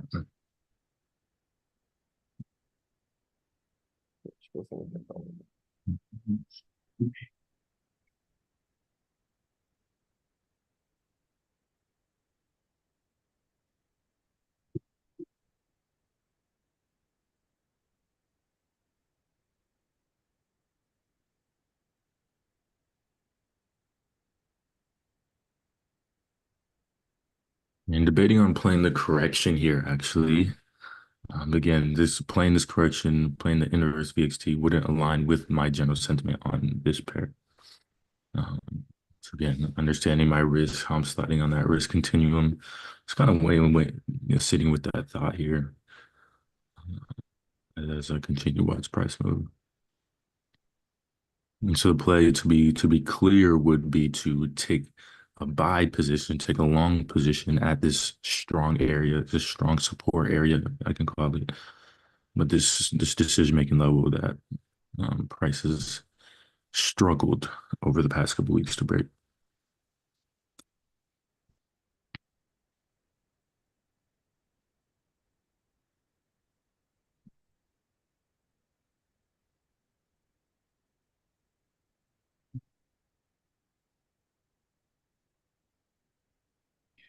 Yeah, liquidity. I like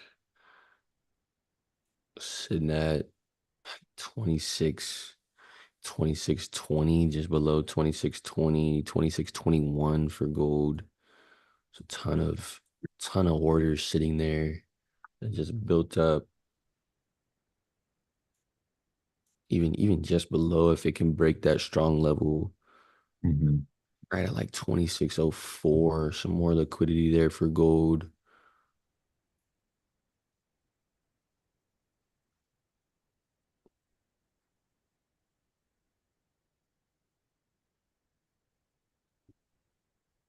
Yeah, I just want to see UJ take out these inefficiencies in price. It's corrected minorly on our 4 hour when it comes to these inefficiencies. And now as I'm getting volume to come back in for our UJ, what I'm looking at right now. Watch this correction.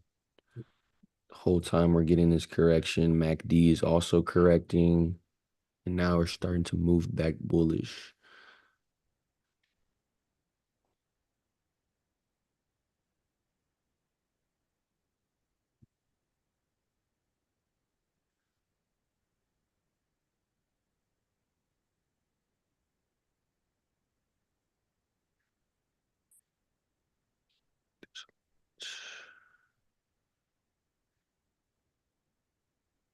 Take that area out right there.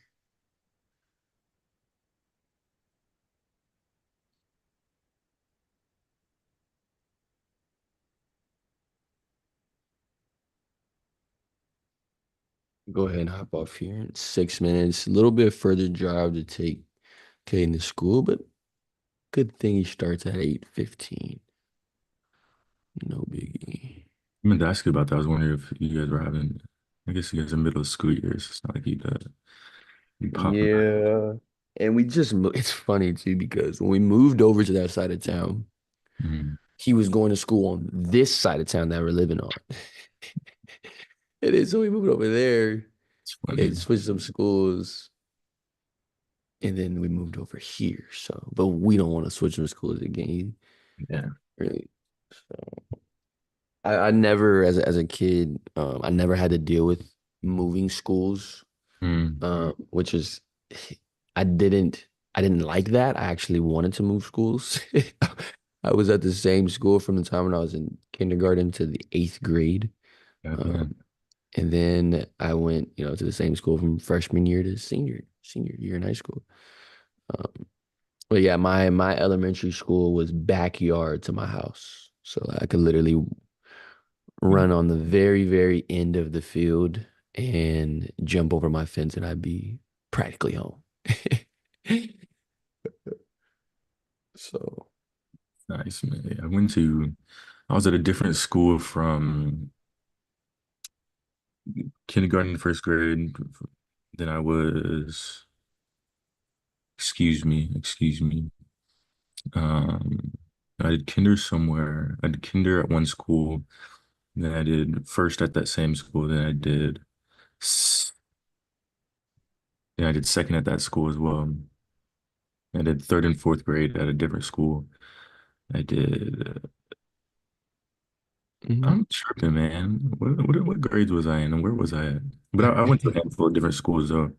And my pops, we kind of followed my pops around. We went to the school he was principal at or assistant principal at up until he left my eighth grade year. But yeah, man, we bounced around a lot. I didn't like it. I mean, I just kind of grew to appreciate, being in a new environment, being around new kids. Yeah. Um, I've grown to appreciate it. Yeah. And as you like as you reflect on something like that, as you're more of an adult now, right?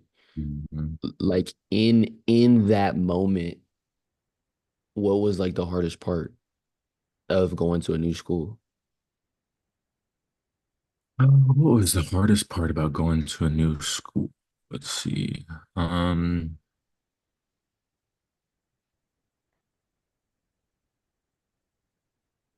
I don't know. I don't know because I didn't struggle making friends. The one thing I was a I was a Jehovah's Witness growing up. So that kind of social aspect always kind of made me anxious growing up. Mm. Um, just being accepted and being Yeah. like weird. Just typical things kids think about. Yeah. Um, but yeah, hard. Yeah, no, I don't know about hard. I think I went to a better and better school as I moved along. Mm. So my parents were always good about putting us in good places. Yeah. I always ended up liking my new school a little bit more than the past Of one. So course. Of course. From a school aspect, social aspect, yeah, all yeah. those different things. No, I hear that, man. Yeah, I just kind of asked because Caden was in here and he kind of always teased always introduced things to him like that, like Mhm. wanting him to adapt to different situations and different environments and not always staying comfortable, right? Right. And just at that age, like I know it's not something that just like continuously push, but kind of tease here and there, Mm-hmm. with having him adapt to those, conditions and whatnot. Hmm. So yeah, because even man, like I said, I never had to deal with that, so I was never in a position where I felt um like I was never worried about my environment and things socially and making friends, Hmm. just because like it was kind of like just like my home school. Like everybody knew I had three siblings prior to me that went to the same school, so I'm the last of four. Like I know, my sister's friend. My sister was like three years older than me. My siblings, they went to the high school that was across from my elementary school. So like everything it was so tight knit from my youth growing up. Um, that started to drift away as I got to high school. So that's when I started experiencing those type of things that you're mentioning. Hmm. Uh, so it's just the development from adolescence to young adult to adulthood is, as I reflect on it now, trying to just put myself in those shoes when I was that age. It's a little bit different, and I can appreciate it a lot more. Hmm. Uh, just as I think on how I can put Caden in the best position, Calais in the best position. Um, so still in this UJ trade. And I'm gonna take myself out to freaking dinner after this because I've been in this trade for 2 hours and I haven't felt the any type of emotional like stress, Hmm. like any type of sense of like hand sweating or nervousness or anything. Um, and I can just attest that to just my risk and just my trading psychology, the just development of it. Hmm. That's beautiful, man. Good job. Good job. Yeah, Bless man. you. As we touch 7:30, I think 7:30. what's his name? Curtis, let me check. Curtis was tapped in on the live. Is it Curtis? Man, I appreciate you tapping in on the live this morning, man. CG on the live? Welcome home. Just kidding, man. But it's just so good to hear from you. So good to see you on with us this morning. Yeah, man, we're here to stay. We're here to stay, and big things coming. A lot of work to be done. A lot of things to get done over the next couple of weeks. Anybody that'll tap into this live, tap into the YouTube. Check out our social medias. Follow us on the social medias. We'll be releasing stuff systematically regarding our platform change over to Circle. Announced that for the first time yesterday. I think the post took like 3 hours to upload to Instagram. It was ridiculous, like a 2-minute video. Go check that out if you haven't seen. But again, we're going to be kind of peeling back the layers as far as our transition over. What's it going to mean for our existing community, and what's it going to mean for Bloom as we continue to move forward. And Marcus and I, we did a lot of research as far as new platforms and where we want to call home. So we do want to be different. We do want to find a unique niche in this community. We think this changes the Circle and everything we're going to do. Everything we're going to do that goes along with the platform change. It's going to be beautiful. It's going to be beautiful. I'm super excited. Yeah, I'm gonna go ahead and play that. But I did not know you posted it on the gram. But I'm gonna go ahead and play that for the live, because when I was at work when Q sent me that, and I had to step away because it just took me. So I'm gonna go ahead and play that for the live. Yeah, let's throw it on there. All right.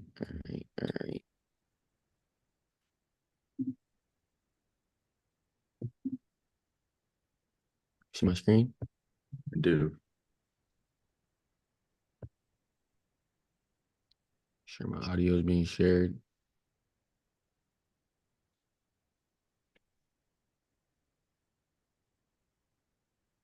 What's up, mysterious voice? Something big is coming, and I'm not just talking about another update or small tweak. You've been preparing for this moment, haven't you? Trading, learning, adapting.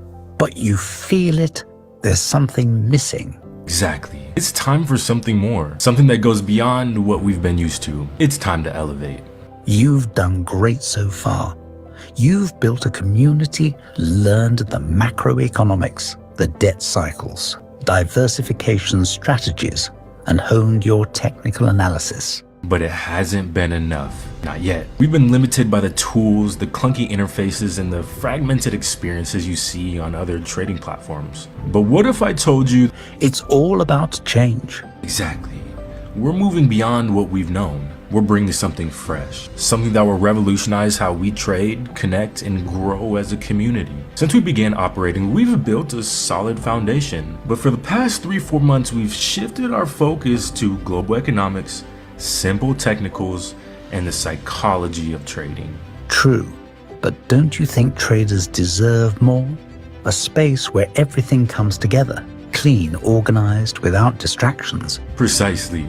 And that's why we're moving to Circle. This isn't just a new platform. This is the platform, a place where our community will thrive, where you'll have all the insights and tools in one seamless place. And we're not just talking about a platform switch. This is something bigger.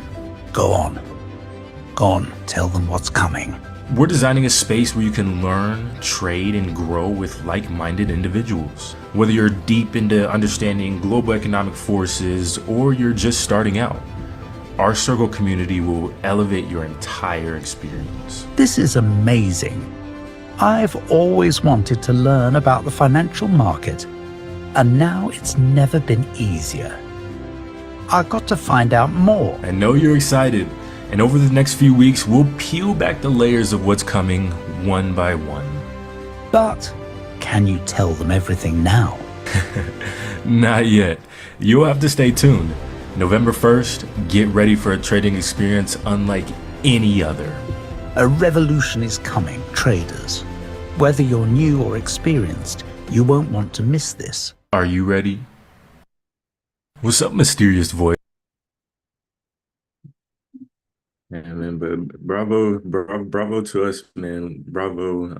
I think, man, so much work's been put in just the last 3, 4 months, for us to kind of make this change and just have everything in order and just have the knowledge and just do it the right way.